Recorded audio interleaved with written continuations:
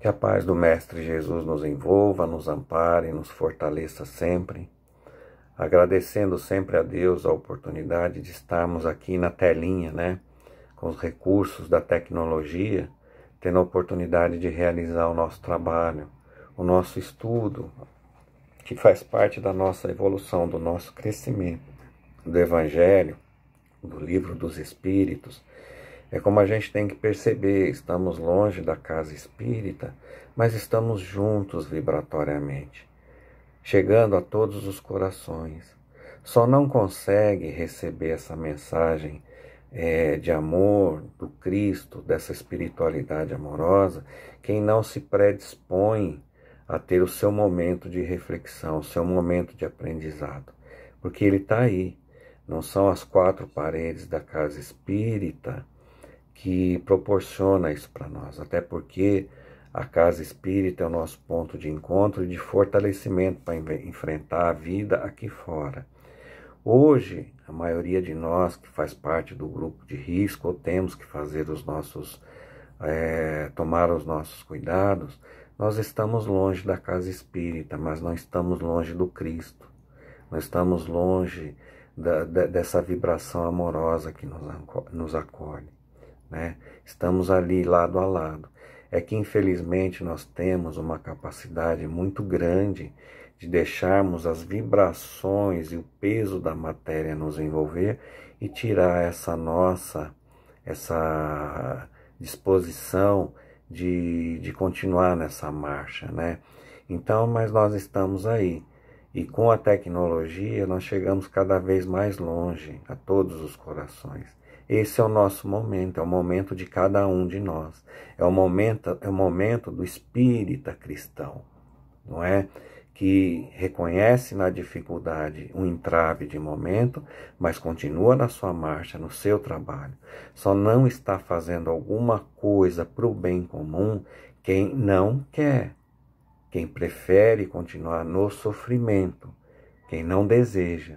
Mas não é uma condição nossa atual não de sofrimento, muito pelo contrário, é uma oportunidade que Deus está nos dando para que a gente cada vez mais escolha os nossos caminhos que levam a Deus, nosso Pai, nessa atmosfera espiritual, de trabalho, de amor e de prosperidade espiritual, onde temos a oportunidade de acolher com as nossas palavras, com as nossas pequenas contribuições, acolher todos os corações, da mesma forma que nós precisamos ser acolhidos, não é?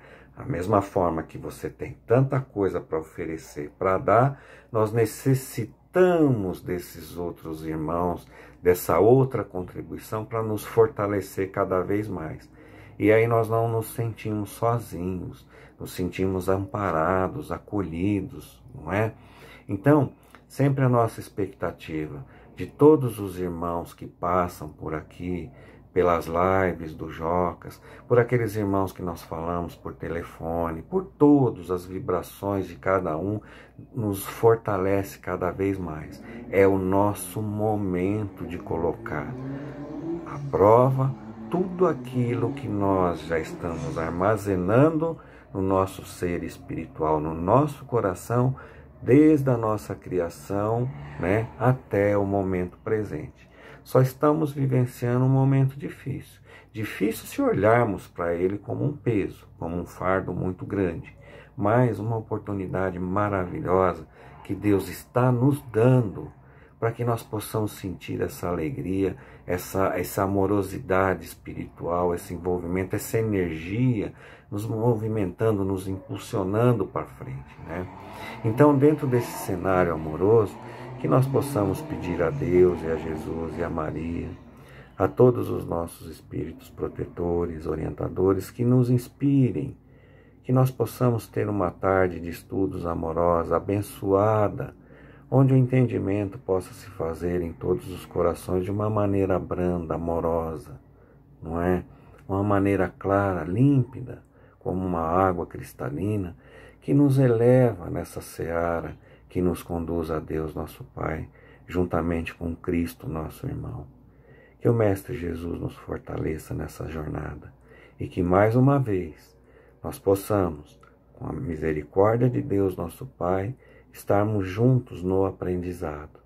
Que nós possamos nos dedicar uns instantes para nosso amparo espiritual, nosso conforto que todos precisamos, né?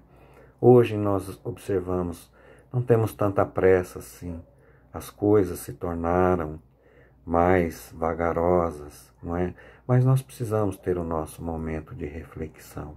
Então que o Mestre Jesus nos ampare e nos assista e que as mensagens possam chegar a todos os corações de uma maneira branda, amorosa e que de alguma maneira possa contribuir com a alegria espiritual e o fortalecimento de todos.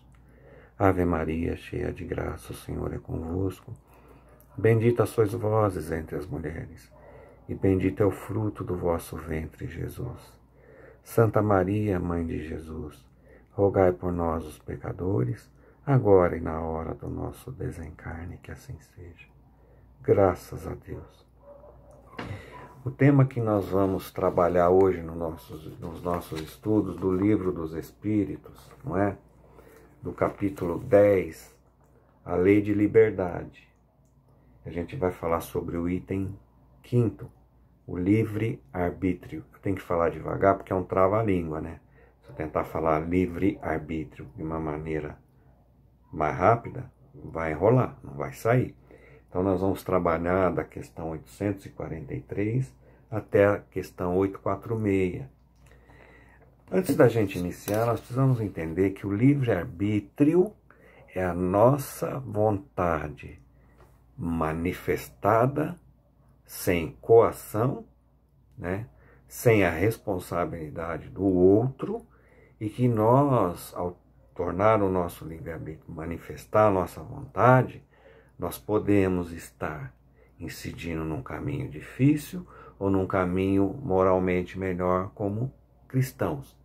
Então, são as nossas escolhas, as nossas opções. E muitas vezes nós temos o hábito de colocar a responsabilidade das nossas decisões no ombro do outro. Ah, eu fiz isso por causa de fulano. Não, eu fiz isso porque a minha tendência inferior me conduziu a esse ou aquele caminho. Como a minha tendência, né, a tomar decisões moralmente corretas nos levam a caminhos retos, não é? De virtudes. Então, é a nossa capacidade de tomar decisão, manifestando a nossa vontade de acordo com o meu desejo moral e espiritual. Porque ele pode ser, como a gente falou, uma tomada de decisão de pensamentos inferiores, de atitudes inferiores. E a responsabilidade não é do outro, a responsabilidade ela é minha. Porque nós vivemos no meio social e espiritual, onde temos tantas adversidades, para termos justamente a oportunidade de discernir naquilo que é o certo e aquilo que é o errado. E o erro, como o acerto, ele é meu, não é do outro. Eu não posso chegar na espiritualidade e falar, não, eu errei porque fulano me induziu ao erro. Não. Eu manifestei a minha vontade, a minha tendência, porque aquilo de alguma maneira me traz prazer, não é? Como tudo na vida, ele deve trazer um prazer para nós. O prazer de estar com os amigos, o prazer de estar participando do Evangelho, o prazer de estar no cinema assistindo um filme. Porém, temos os prazeres inferiores da alma, percebe? E através do nosso livre-arbítrio, e de acordo com o conhecimento e a responsabilidade que eu tenho por já conhecer aquilo em que eu insisto nos meus erros, não é? Eu vou ter que responder por aquilo. Então hoje, graças à doutrina espírita, nós sabemos muito da nossa responsabilidade, das nossas atitudes, dos nossos atos. E isso, no julgamento de Deus, nosso Pai, ele tem um peso muito maior, porque eu já sabia. Então eu não posso alegar, não, eu não conhecia. Então eu não posso chegar na espiritualidade reivindicando um lugar, uma posição melhor de espírito, enfim, porque eu participei de todos os evangelhos, né? Eu participei, aplicava a passe, né? Enfim, auxiliava, mas no meu íntimo, no meu coração, eu ainda continuo carregando a maledicência, né? A intriga, o orgulho, a vaidade. Continuo escondido aos olhos da humanidade, praticando os atos de inferioridade, como nós vemos por aí. Então eu não posso alegar que não sabia, não é? Então, vamos, voltando a nossas perguntas e respostas aqui, ver o que os nossos irmãos, o que Kardec trouxe para nós e as respostas dos nossos irmãos da espiritualidade para essa questão do livre-arbítrio, não é? Então vamos lá. A questão 843. O homem tem livre-arbítrio nos seus atos? Pois que tem a liberdade de pensar, tem a liberdade de agir. Sem o livre-arbítrio, o homem seria uma máquina. Ou seja, né, nós temos o livre-arbítrio nos nossos atos, a responsabilidade, né? Claro que temos. Eu apenas não trouxe um pensamento de inferioridade, de maledicência, porque alguém me inspirou, seja ele desencarnado ou encarnado, naquele momento. Eu trouxe esse pensamento de dificuldade por minha conta e risco. Percebe? É a mesma coisa, se eu pego aqui uma arma e saio a praticar um ato de insanidade aí. Está no meu ato, a responsabilidade é minha. A partir do momento que nós vamos evoluindo, adquirindo a inteligência, a liberdade, a capacidade de raciocinar e colocar em prática, a responsabilidade é minha, está nos meus atos. Por isso que eu estou dizendo, eu não posso falar, não, eu fiz por culpa do outro. Não, eu fiz de caso pensado, porque eu quis. Eu posso tentar jogar a responsabilidade no outro aqui na Terra como uma maneira de me safar dos atos e das minhas atitudes. Mas perante Deus, nosso Pai, Ele nos conhece. Ele sabe da nossa tendência e das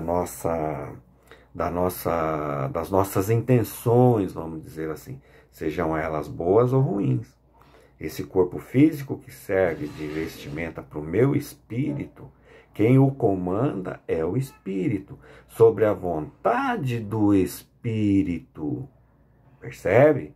Então não posso também alegar a carne é fraca. Não, quem é fraco é o espírito. A carne, o corpo é um mero instrumento. Sem essa vontade própria, sem essa manifestação, seríamos como zumbis, caminhando sem rumo, sem destino na Terra. Entendeu? O homem goza do livre-arbítrio desde o nascimento. Veja bem, isso aqui é interessante. Ele tem a liberdade de agir, desde que tenha a vontade de o fazer. Nas primeiras fases da vida, a liberdade é quase nula. Ele se desenvolve e muda de objeto com as faculdades. Estando os pensamentos da criança em relação com as necessidades da sua idade, ela aplica o seu livre-arbítrio às coisas que lhe são necessárias. É porque nós, como se diz, fomos criados simples, puros e ignorantes.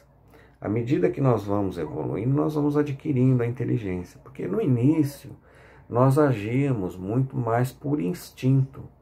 Não pelo conhecimento, pela necessidade de modificar essa ou aquela situação. O instinto era mais, gritava mais alto em nós. A lei da sobrevivência. Então, por exemplo, se eu estou aqui, naquela época, na minha caverna, ou melhor, morando ao relento, começava a chover, as intempéries da natureza, eu descubro que se eu me refugiar numa caverna, eu vou estar mais protegido. Então esse é um instinto.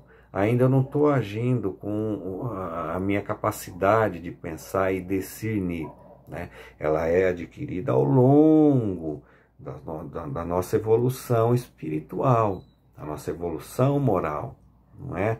Então, nesse primeiro momento, os erros, por exemplo, que eu cometo pelo não conhecimento da causa, percebe? Elas são mais relevadas aos olhos de Deus.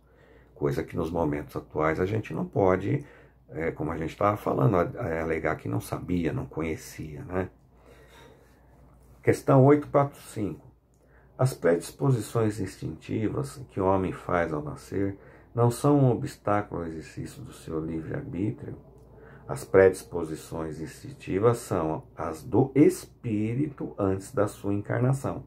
Conforme for ele mais ou menos adiantado, elas podem impedi-lo a atos repreensíveis, no que ele será secundado por espíritos que simpatizem com essas disposições. Mas não há arrastamento irresistível quando se tem a vontade de resistir. Lembrai-vos de que querer é poder. É isso. Às vezes nós temos, muitos praticam um ato, falam, puxa, mas tal pessoa, eu a conheço, ele não teria ele não faria um negócio desse. São atitudes que a gente acredita que o outro não é capaz. Né? Então, você já deve até ter ouvido isso. Ah, mas eu fiz isso porque eu senti uma força, uma voz que falava ou no meu íntimo e que me levou a fazer aquilo. Olha, se eu não tenho nenhum distúrbio mental, não é? Se eu sou uma pessoa capacitada, o primeiro pensamento, gente, ele é nosso. É claro que se ele for um pensamento feliz, eu vou encontrar vibrações de encarnados e desencarnados que me impulsionam naquele pensamento feliz em atitudes felizes. Agora, se ele é um pensamento inferior, infeliz, e que eu satisfaço as minhas necessidades, não é? E depois eu quero colocar essa desculpa no espírito que me envolveu para que eu praticasse aquilo. Não, é nós, porque como ele coloca aqui, nós não somos incapacitados de resistir às tentações. Tentações que a gente coloca são as nossas tendências, sejam elas superiores ou inferiores, ainda tanto em nós inferiores ainda. Percebe? Então, eu tenho a capacidade de fazer ou não. Então, a nossa conduta moral diante daquilo que nós já armazenamos de conhecimento e sabedoria me impele a não fazer aquilo. Ainda temos as leis dos homens, a lei civil, né? Que fala, olha, você pode ir só até onde, o seu direito vai até onde começa o direito do outro. Não é? Então, são as leis que nos regem aqui na Terra, que eu tenho que me guiar por ela. Mas eu já tenho as leis morais, que está no meu coração. Então eu posso ter a tendência de fazer um desvio de jornada, de caminho, mas eu tenho a capacidade de resistir. Porque quando nós falamos da espiritualidade, fala em reforma íntima, a reforma íntima é isso. É o Evangelho agindo em nós e nos auxiliando nas nossas dificuldades tendenciosas. Não é? Aí vem na questão 846. O organismo não influi nos atos da vida? E se influi, não o faz com prejuízo do livre-arbítrio? O espírito é certamente influenciado pela matéria, que pode entravar as suas manifestações. Eis porque nos mundos em que os corpos são menos materiais do que na Terra, as faculdades se desenvolvem com mais liberdade. Mas o instrumento não dá faculdade ao espírito. De resto, é necessário distinguir, neste caso, as faculdades morais das faculdades intelectuais. Se um homem tem o instinto do assassino, é seguramente seu próprio espírito que o possui e que lhe transmite, mas nunca os seus órgãos. Aquele que aniquila o seu pensamento para apenas se ocupar da matéria, faz-se semelhante ao bruto, e ainda pior, porque não pensa mais em premunir contra o mal. É nisso que ele se torna faltoso, pois assim age pela própria vontade. É o que nós estamos falando, né? Tentando passar desde o início. Eu sou o responsável pelas minhas atitudes. E é tanto que na espiritualidade, antes de cada reencarne, nós participamos do nosso programa de reencarnação, junto com as equipes espirituais que são responsáveis por nós, não é? E que nos auxiliam nesse momento que passamos pela Terra de reencarne. É tanto que se a minha condição espiritual, como ele menciona ali, a do assassino, é eu pegar uma arma e ir praticar, atentar contra a vida do outro, vai chegar um certo momento que meu livre-arbítrio vai ser tolhido. Ou seja, eu venho, por exemplo, a minha ferramenta, o meu corpo físico vem com as limitações para que eu não pratique esse ou aquele ato que vai continuar contribuindo para o meu sofrimento espiritual, não é? Que trava o meu progresso moral e espiritual. Mas essa coisa de que a carne é fraca, não. A matéria, ela é apenas um instrumento, o corpo físico é apenas um instrumento que eu preciso para fazer a minha caminhada. Mas ela não é a responsabilidade pelas minhas atitudes, porque o espírito e os atos são praticados com o conhecimento de causa da inteligência do espírito que habita esse corpo físico. Não é? Então, às vezes, quando nós observamos irmãos que trazem a prova da deficiência física, enfim, a prova da deficiência mental e tantas outras deficiências, é o espírito que já tem a coragem de enfrentar aquela prova, para que essa prova o ajude na encarnação através das limitações, para que eu não incida nesse ou naquele erro que vem se arrastando há tantas encarnações, percebe? Então aí o livre-arbítrio, né, eu posso até querer fazer, mas a matéria, a limitação do corpo físico não permite. Isso é uma bênção, uma graça de Deus, é misericórdia de Deus para conosco. Né? Tem uma passagem que sempre que vocês devem até ter já ouvido nessas tantas passagens da história do Chico na Terra, não é? E que uma mãe o procurou sofrendo muito, porque o filho não tinha os braços, não tinha as pernas, e ela sofria muito por aquilo, né? Ver aquela situação do filho, a maior parte do tempo inerte ali, deitado, sem ter as condições de manifestar as suas vontades, né? Então o Chico olhou para ela, e aí ele disse: se esse nosso irmão tivesse a oportunidade de manifestar a sua vontade através dos braços e das pernas, enfim, se ele tivesse uma única oportunidade, ele atentaria contra a sua própria vida, percebe? Um suicida. Então, a gente não deve questionar ou ter aquela dó, aquela pena, nossa, fulano é tão bom, mas tem... Não, é que a sabedoria de Deus, nosso Pai, para conosco, ela é diferente. Ele visa o nosso progresso moral e espiritual. Né? Então, se nós temos, é como o conhecimento que nós trazemos. Nós já sabemos que em muitas reencarnações nós não trazemos toda a bagagem de conhecimento que nós já temos. Se ela não vai ser útil aqui na Terra, trazemos aquilo que permite que eu evolua na minha caminhada, não é? Então muita coisa, muitos sentimentos, muito aprendizado está adormecido, não é? Mas o aprendizado moral, isso não é?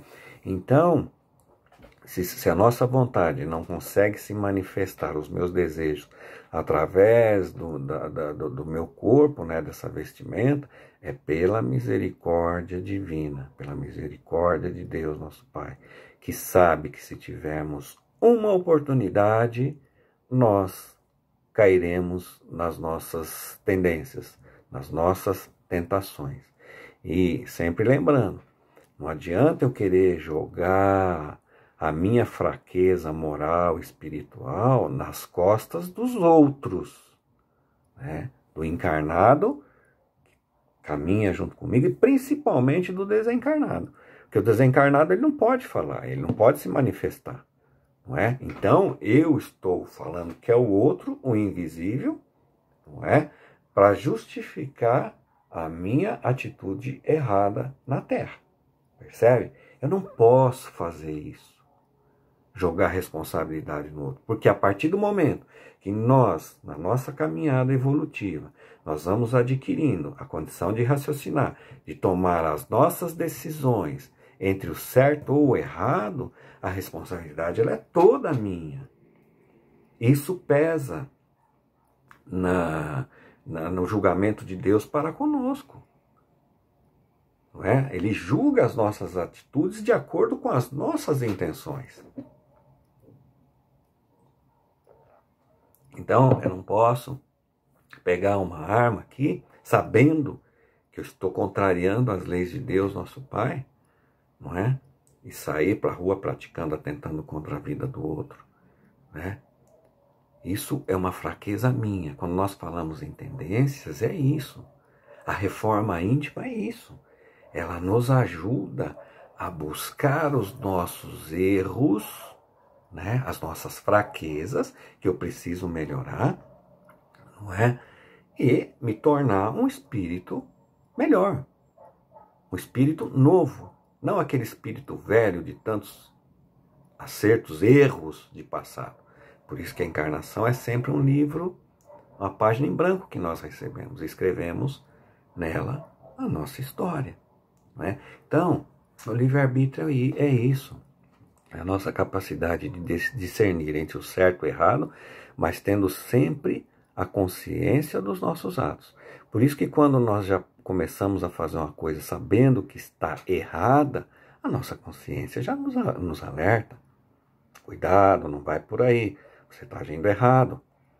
Não é? Se eu insisto no erro, paciência, eu vou ter que responder por ele. Não é? Então nós precisamos estar atentos, gente. O espírita, ele já tem essa condição de saber o que é certo e errado, mas ele tem que ter a coragem de modificar. Não adianta eu ter toda essa bagagem de evangelho, né, essa vivência das palavras na literatura, mas eu não me predisponho a modificar uma vírgula. Ou quando a vontade inferior bate à minha porta, eu saio por aí fazendo, achando que estou escondido, né, fazendo o que me dá na telha. Isso acontece também quando nós adormecemos. Não adianta eu estar em pele de cordeiro aqui, mas o meu íntimo é um lobo. Então, quando eu adormeço, eu vou buscar aquelas regiões que satisfazem as minhas tendências. Então, se o primeiro trem que passar é o trem do trabalho, dos irmãos elevados que estão querendo me levar para o bem comum, ótimo. Mas se eu pensar muito e deixar as minhas tendências gritar mais alto, eu posso tentar aprisioná-las aqui, para que ninguém veja. Mas quando eu estou em espírito, eu estou livre para fazer o que eu quiser. Veja como a nossa responsabilidade é grande. É tanto que se eu me predisponho a modificar as minhas atitudes para o bem, a maioria de nós, quando desencarnar, vai encontrar na espiritualidade trabalhos realizados enquanto estávamos encarnados. Porque a espiritualidade ela é dinâmica. Não é? O trabalho aparece. Eu posso aceitá-lo ou não. Né?